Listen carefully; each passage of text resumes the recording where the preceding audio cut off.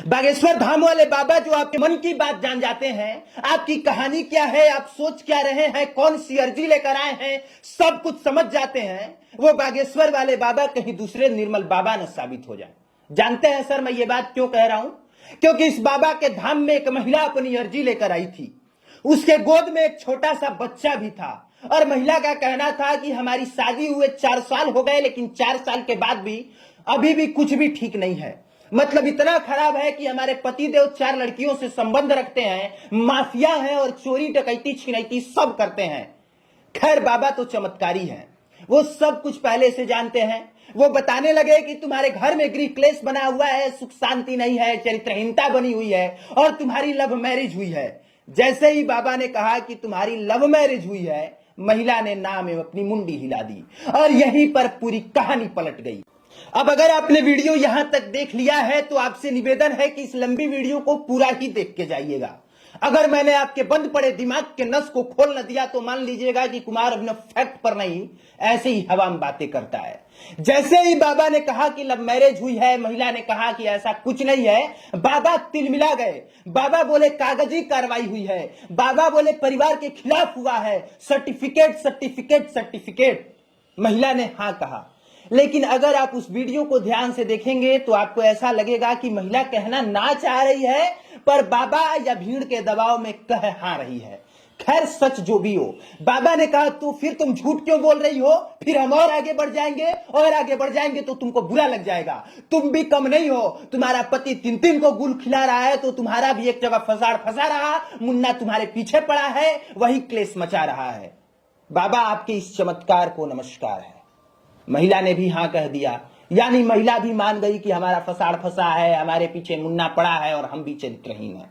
लेकिन बाबा जरा बताइए कि किसी महिला को भरे महफिल में जलील करने वाला संतई आपने कहां से सीखा?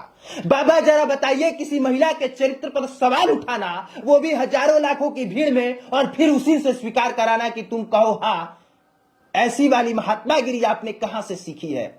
बाबा जरा ईमानदारी से बताइए कि अगर आप सच में चाहते थे कि उस महिला का कल्याण हो और आप पर हनुमान जी की इतनी ही कृपा दृष्टि बरसती है, तो आपको तो पहले ही पता चल गया होगा कि महिला कौन सी अर्जी लेकर आई है। और जब पहले ही पता चल गया होगा तो आपको यह भी समझ में आ गया होगा कि महिला जो बात कह रही है वो हजारों लाखों लोगों के भीड़ में नहीं होनी चाहिए। आपको कह देना चाहिए था कि तुम माइक नीचे रख दो और जो भी तुम्हारी बात है तुम चुपचाप बोलो, मैं उसे सुनूंगा और उसका निवारण भी कराऊंगा। महिला माइक रख देती, महिला अपनी समस्या बताती और फिर आप भी बता देते कि तुम भी कम नहीं हो। लेकिन आपने तो वो कमाल का काम किया जो आज तक से महर्षि दुर्वासा, महर्षि विश्वामित्र, वशिष्ठ किसी ने नहीं किया। यानी आप सतयुग त्रेता द्वापर के संतों से भी बहुत बड़े ईमानदार और महान हैं। बागेश्वर वाले बाबा जी, अगर आपके अपने पद की थोड़ी सी भी गरिमा रहती तो उस मंच पर हजारों की भीड़ में किसका पति किसको गुल खिला रहा है, कौन किसको लाइन मार रहा है, किसके पीछे कौन सा मुन्ना पड़ा है, किसका खसम का किसके साथ क्या चक्कर चल रहा है, जैसी बातें भरे महफिल में तो बिल्कुल ना करते। और अगर कर भी देते तो उसे सोशल मीडिया पर अपलोड नहीं करते, और अगर आपने अपलोड भी कर दिया तो किसी महिला का इस तरह से तो महिमा मंडन बिल्कुल ना करते। और एक बात एकदम ईमानदारी से बताइएगा बागेश्वर वाले शास्त्री जी, कि अगर उसका पति इस तरह का है भी और अगर पत्नी भी उसी तरह की है, यानी पति से पत्नी बिल्कुल कम नहीं है, तो उस पत्नी के चरित्र पर सवाल उठाकर उसे दागदार कर भरी महफिल में उसकी कहानी बता के, उसे सोशल मीडिया पर बता के आप उसका पति के साथ रिश्ता कैसे सुधार देंगे? सच तो यह है कि आप उसका रिश्ता सुधार नहीं देंगे, बल्कि उसे और बदनाम करके वो जिस पोजीशन पे खड़ी है वहां से और 4 हाथ नीचे गिरा देंगे। बाकी अब ये समझिए कि ये सब खेल होता कैसे है। मतलब कोई बाबा आपके बता देने से पहले कैसे आपका इतिहास, भूगोल, हिस्ट्री और अतीत सब कुछ बता देता है। इस तरह का चमत्कार करने वाले बागेश्वर वाले बाबा उर्फ धीरेन्द्र शास्त्री कोई पहले संत या कोई पहले बाबा नहीं है, बल्कि इनसे पहले ठीक इसी तरह का कमाल और चमत्कार निर्मल बाबा उर्फ निर्मल सिंह निरुला और राम रहीम भी किया करते थे। बागेश्वर वाले बाबा ये चमत्कार कैसे करते हैं ये हम आपको बाद में बताएंगे। पहले राम रहीम से शुरू करते हैं। राम रहीम के आश्रम में सैकड़ों सेवक और सेविकाएं काम करते थे और राम रहीम का जिस पर दिल आ जाता था, जिस लड़की, जिस महिला या जिस धनाढ्य परिवार पर, सेवक और सेविकाएं उनका पीछा करते थे।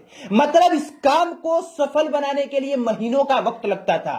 पहले उनसे दोस्ती बढ़ाना, उनको फॉलो करना, कब कहां जाते हैं, क्या करते हैं, क्या खाते हैं, क्या पीते हैं, फिर उनसे पूरी जानकारी ले लेना। उनको पता भी नहीं चलता था कि कब कौन सी जानकारी किसको साझा कर रहे हैं। और इस महीनों के परिश्रम या संघर्ष के बाद वो जानकारी राम रहीम के पास पहुंचाई जाती थी। राम रहीम फिर उससे मिलने के लिए बुलाते थे और जैसे ही राम रहीम अकेले में बैठ के एक एक कहानी बताना शुरू करते थे, जैसे ही बताते थे तुम्हारे पापा का नाम ये है, तुम्हारी मम्मी का नाम ये है, तुम्हारे पापा इस समस्या में है, इतने कर्जे का लोन है, तुमको इस तरह का नौकरी चाहिए, तुमको इस तरह का लड़का चाहिए, फलान ढिमकान, वैसे ही जो भी लड़की रहती थी वो आश्चर्य से उसकी आंखें फटी की फटी रह जाती थी। कलयुग में कोई बाबा इतना कैसे पहुंच सकता है कि वो आपको एक नजर से देख के आपका इतिहास, भूगोल, अतीत सब कुछ बता दे। इसके बाद बाबा जो कहते थे वो कोई भी लड़की हो, कोई भी महिला हो, कोई भी धनाढ्य परिवार हो, करने के लिए बाध्य हो जाता था। बाध्य इसलिए नहीं क्योंकि बाबा जबरदस्ती करवाते थे, बाध्य इसलिए क्योंकि बाबा ने जब इतिहास और भूगोल बता दिया तो फिर दिमाग के नस पर ऐसी पट्टी बन जाती थी जिसके न इधर देखने की इच्छा होती थी ना उधर। राम रहीम का खेल और साम्राज्य ऐसे ही वर्षों तक चलता रहा और इस बात की भनक किसी को लगी नहीं, और जिसको लगी उसको मौत के घाट उतार दिया गया। रही बात निर्मल बाबा उर्फ निर्मल सिंह निरूला की, तो ये भी बाबा कुछ समय पहले किसी आदमी के सामने खड़े होते ही बता देते थे कि तुम क्या सोच रहे हो, तुम्हारे पॉकेट में पर्स है तो काले रंग का पर्स है तो व्हाइट कलर का पर्स रखो तब कृपा आएगी, तुम व्हाइट कलर का शर्ट पहन के ऑफिस जा रहे हो, कल से ब्लैक कलर का पहन के जाओ तब कृपा आएगी, तुम्हारे घर में गाय कौन सा चारा खाती है तो कौन सा चारा खिलाओगे तो कृपा आएगी। इस तरह के अजीब अजीब वाक्य बता के निर्मल बाबा ने भी बहुत पैसा बनाया। मतलब इतना पैसा बनाया, इतना पैसा बनाया कि सरकार भी हैरान रह गई थी। हैरान भी इसलिए क्योंकि निर्मल बाबा अक्सर अपने भक्तों से कहा करते थे कि तुम जितना कमाते हो अपनी कमाई का 10वां हिस्सा दान दे दिया करो, यानी तुम जितना कमाते हो उसका 10वां हिस्सा दान कर दिया करो। भक्तगणों को लगता था कि दान हम कहां इधर उधर करेंगे, निर्मल बाबा के अकाउंट में दान कर देते थे। और जो निर्मल बाबा पूरे देश को बताते चलते थे कि अपने कमाई का 10वां हिस्सा दान करो, पता चला कि वो निर्मल बाबा के यहां आय से अधिक संपत्ति रखी है, यानी दूसरों को दान की शिक्षा देने वाले निर्मल बाबा खुद अपना धन संचय करके रखते थे। बाकी आसाराम, राधे मां, राम रहीम, भीमानंद, रामपाल, सचिदानंद, इन सब की फ्रॉडगिरी से तो आप लोग अवगत होंगे ही। अब एक एक की कहानी बताने लग जाएं तो वीडियो की लंबाई बहुत ज्यादा हो जाएगी, इसलिए सीधे बागेश्वर धाम वाले बाबा पे आते हैं। चलिए एक बार के लिए मान लेते हैं कि राम रहीम और निर्मल बाबा की तरह बागेश्वर धाम वाले बाबा मैथ फिक्स नहीं कराते हैं। मतलब सच में आपको सामने से देख के आप क्या सोच रहे हैं, कौन सी अर्जी लेकर आए हैं, आपकी कहानी क्या है, समस्या क्या है, सब कुछ बता देते हैं। अगर सब कुछ बता भी देते हैं, बिल्कुल सच है, तो भी इसका मतलब ये नहीं कि वो कोई भक्त हैं या उन पर हनुमान जी की कृपा दृष्टि बरस रही है। चलिए इस बात को अब एकदम आसान भाषा में समझाते हैं। जब किसी बच्चे का जन्म होता है तो उसकी जन्म कुंडली बनाई जाती है, और जब जन्म कुंडली बनाई जाती है तो बनाने वाला पंडित उस बच्चे का जन्म कब हुआ, जब जन्म हुआ तो ग्रह कौन सा ग्रह कौन से स्थान में बैठा था, नक्षत्रों की स्थिति क्या थी, इस ज्योतिष की गणना करके वो उसका फ्यूचर लिखता है। और कई बार वो फ्यूचर 100% सही होता है और कई बार वो पंडित के द्वारा लिखा गया फ्यूचर 100% गलत होता है। जब गलत होता है तो लोगों को लगता है कि ये तो फ्रॉडगिरी हो गई, और जब सही होता है तो लोगों को लगता है कि वो पंडित नहीं वो भगवान है। जबकि सच यह है कि वो उस पंडित ने ना कोई फ्रॉडगिरी की है और ना ही वो पंडित कोई भगवान है। यह है एक ज्योतिष शास्त्र, मतलब ज्योतिष की अच्छे से उसकी गणना करना और उसका समझ रखना। और आसान भाषा में बताएं तो अगर आपकी स्थिति मजबूत है, अगर आप चीजों को ढंग से आपने पढ़ा है, समझ सकते हैं, तो ग्रह नक्षत्रों की स्थिति को देख करके आप किसी का पास्ट और किसी का फ्यूचर बता सकते हैं। यह कोई अंधविश्वास नहीं है, यह हकीकत है और यह स्टडी करने की चीज है। लेकिन अगर कोई उस चीज का स्टडी करके इन चीजों को बता रहा है तो इसका मतलब यह नहीं कि वो कोई फ्रॉड है या फिर वो कोई भगवान है।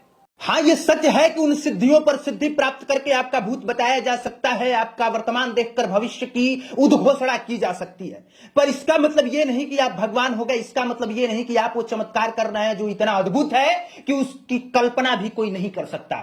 मेरी दृष्टिकोण में ये एक ज्योतिष शास्त्र की गणना है, आमजनों की भाषा में चमत्कार है, और मूर्खों के लिए आप भगवान हैं। तो आप भगवान बने रहें, लेकिन एक सच ये भी जान ले कि उनके कह देने से आपकी समस्याएं सारी दूर हो जाएंगी। ना तो आपकी समस्या दूर होने वाली है, ना आपका रोग ठीक होने वाला है, जबकि रोग के लिए आपको अस्पताल ही जाना पड़ेगा, और समस्याओं को ठीक करने के लिए जो उस समस्या का असली निवारक है, आपको उसी के पास जाना पड़ेगा।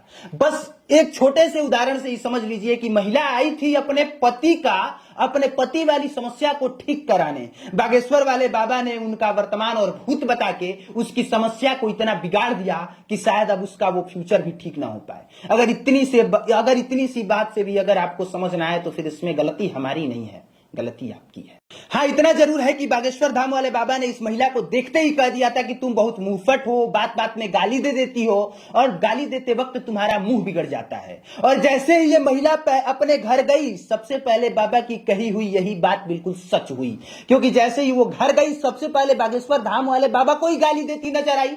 बोली, गाली भी दी और बोली कि कुछ समय के बाद तुम खुद राम रहीम और आसा राम की तरह जेल में रोटियां और चना तोड़ते नजर आओगे। यानी कि बाबा की कही हुई ये बात सच तो साबित हो गई। लेकिन जाते जाते आखिरी एक बात जिस पर चिंतन मनन कीजिएगा जरूर। अगर कोई बाबा है, सच में संतई करता है, सच में भगवान की कृपा दृष्टि उस पर बरस रही है, तो उसके मंच पर मुझे नहीं लगता कि किसी नेता की जरूरत है, मुझे नहीं लगता किसी कवि की जरूरत है, मुझे नहीं लगता किसी शायर की जरूरत है। लेकिन उठा के देखिए अपनी नजरें, इन लोगों के मंच पे कैसे कैसे नेता आते हैं, भाषण देते हैं, यहां तक से वो भी प्रवचन करने लग जाते हैं। अभी बागेश्वर धाम वाले बाबा के ही दरबार में मनोज तिवारी जी आए थे, वो भी प्रवचन कर रहे थे। अब अगर किसी संत के मंच पर मंचासीन हो कोई नेता भाषण देने लगे तो उस पर सवाल तो उठेंगे, और सवाल उठाना लाजमी भी है। आंख बंद कर किसी पर अंधविश्वास कर बिल्कुल भरोसा करने से पहले एक बार सोच लीजिए कि ये कलयुग है, और कलयुग में मानव रहते हैं, कोई भगवान नहीं। और हर मानव कभी ना कभी मौका मिले तो दानव जरूर बन जाता है। और जीता जागता उदाहरण है वो कुछ नाम जिनके नाम मैं पीछे गिनाया हूं। अगर फिर भी बात न समझ आए तो फिर कहूंगा वही बात।